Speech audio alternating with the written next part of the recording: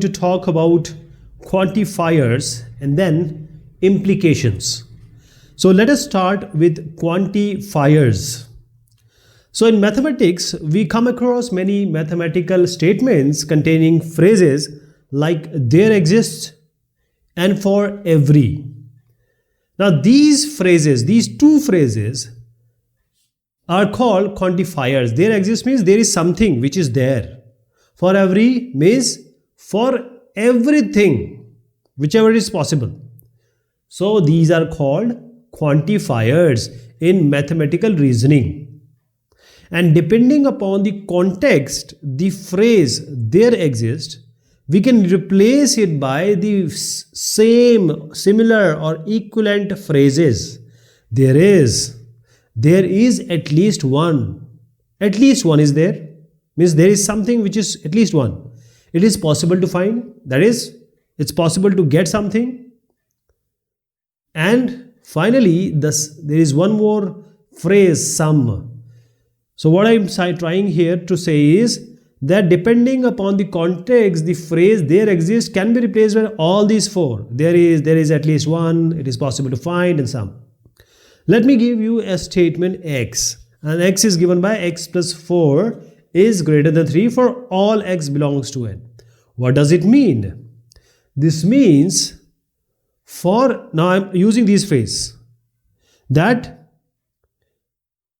there is at least one natural number x.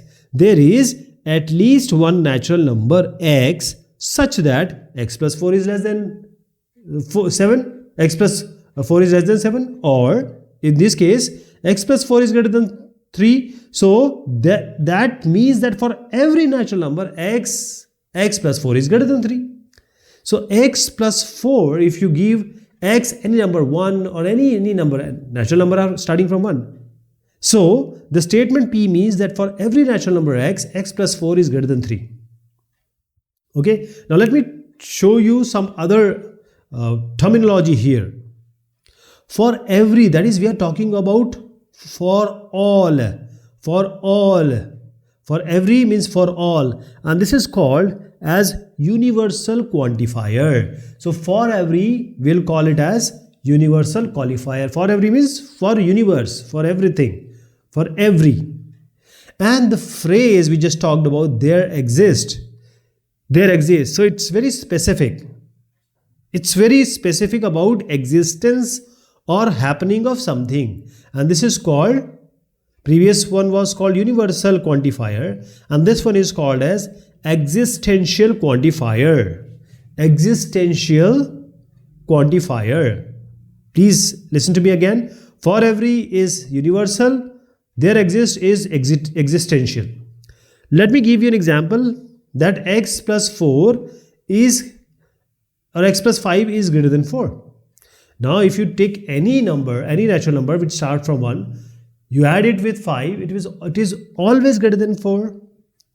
So let us denote this by px. X plus 5 is greater than 4. Now you can write this same sentence like this. If, same thing, because this is going to come in the questions also. So for every x belonging to capital N, px. Okay, this is how we are going to write. In later discussions, we won't write again and again for every x belongs to n, x plus 5 is greater than 4. Now next thing which I'm going to tell is very important, which is implications. Implications. So in mathematics, we come across many statements of the form if P then Q. That is, P only if Q, and if and only if. These statements are called implication. That is, if it rains, then I will take umbrella. Or P only if Q. P only if Q. This is the same thing. We call it as implication because something implies something. Okay? I will take the umbrella only if it rains. And finally, if and only if. if and only if and only if my supplementary comes, if and only if my supplementary comes, then I'll go for rechecking of the examination paper. Okay, so these are all if P then Q. If x equals 4, then x square equals 16, because it is true. These are implication. So if then, first of all we'll take if then. So we'll use this arrow sign, means with the double line with an arrow sign, and this is how we represent the implication. So P implies Q, P implies Q. So if P and Q are statement, here P is called as antecedent. And what is Q called? It's called consequent. Okay. So if P and Q are two statements forming the implication, if P then Q will be denoted by this implication. P is called antecedent, Q is called consequent. Now how do the truth and the falsity will be decided? Okay. Let me give you the sentences first. Then we'll decide what will be the truth and falsity. Say P is given by the number, take any number, the number n, say 43221 is divisible by 3. This is our P. And let us take Q. And the Q is saying the sum of digits forming n is divisible by 3. The sum of digits forming this number n, the above number n, is divisible by 3. So P is about number n, which is divisible by 3, and Q is talking about number n, same number n, which is divisible by 3, and which is the number which is sum of the number n. Okay. So 43221, if you add them, 4, 3, 7, 7 to 9, 9 to 11, 1 is 12. So 12 divided by 3 is of course divisible by 3. So now let us see the implication condition. The first condition is, if both P and Q are true, if both P and Q are true, then P implies Q is also true. That is, the P is true as I just declared, and Q is also true. When you sum it, it's going to be divisible by 3. 4, 3, 2 to 1 is also divisible by 3. Now second condition is, if P is true, Q is false. What will be P implies Q? It will be false. Why? See, first thing I told you, P and Q are true, P implies Q is also true. When we say P is true, that is the number n which is divisible by 3, which is of course true, then the sum of digit n is not divisible by 3. If I say it not, if I am saying P is true but Q is false and Q is the implication, that is the consequent, then P implies Q is false, which is not coming right. Third is, same sentences we are taking. Third, if P is false and Q is true now. If P is false and Q is true, let us say we take the number as not 43221 but 43211, a number which is actually not divisible by 3. Okay, so if P is false, which is actually false, 43211 is not divisible by 3, but the Q, which is the sum of the digits of n, is divisible by 3. When you add it, okay, when you add a number and you say that sum of digit is divisible by 3, that number is divisible by 3. So implies Q is also true.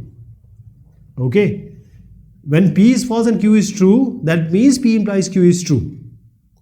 And what about fourth condition, P is false and Q is false? When P implies Q is false, it should also be false, but it is not the case. If P is false and Q is false, that is the antecedent is false and the consequent is also false. That is, if it doesn't rain, I won't take the umbrella, and that is true. So P implies Q here also will be true. Okay. So this is the falsity or truth of P implies Q when both the partner are true or false. Okay. Now I will say the same thing in 4 language. I will try to say the same thing in 4 language. That is P implies Q. The implication P implies Q is same as all the 4 things I am going to write here. Let us take an example. The P is a number is a multiple of 9. A number which is a multiple of 9. P is this. Q I am taking a number which is a multiple of 3. So a number which is multiple of 3 is 9. A number which is multiple of 9, which is 3 into 3, is also multiple of 3. So P implies Q. Take one by one. So what I'm saying is 4 sentences and they all are pointing to the same thing. P implies Q. So if I say P is sufficient condition for Q. So this is the same thing if I say if P then Q. That is P implies Q. Okay.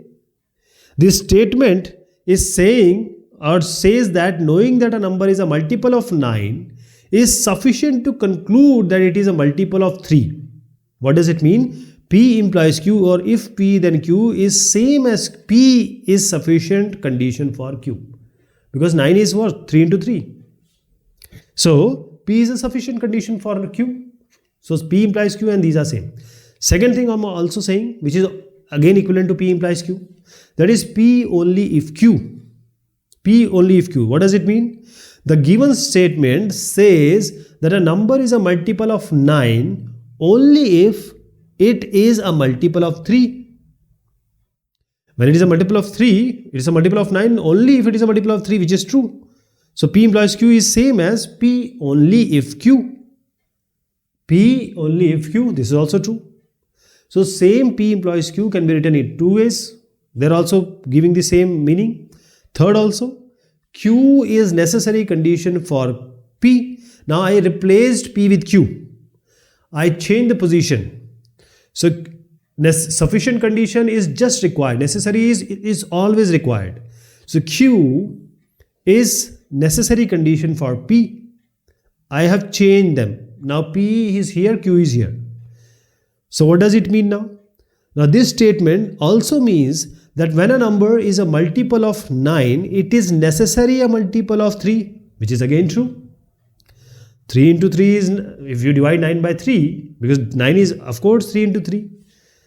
So a number, whenever a number is multiplied, is a multiple of 9, it is necessarily a multiple of 3 also. So P implies Q is same as Q is necessary condition for P. Coming to the fourth one. Now let us use negation. Negation of Q implies negation of P. Now see here. This statement says if a number is not a multiple of 3, then it is not a multiple of 9. What does it mean? P implies Q only. So this is same as not Q implies not P. Okay. Again, if a number is not a multiple of 3, then it is not a multiple of 9. It cannot be. It has to be a multiple of 3, then only it can be a multiple of 9. So not Q implies not P is also same as P implies Q, or P if P then Q. Okay. Now I'm going to tell you 3 things: contrapositive, converse and inverse. Contrapositive, converse and inverse. So let me write the example first so that we understand by it.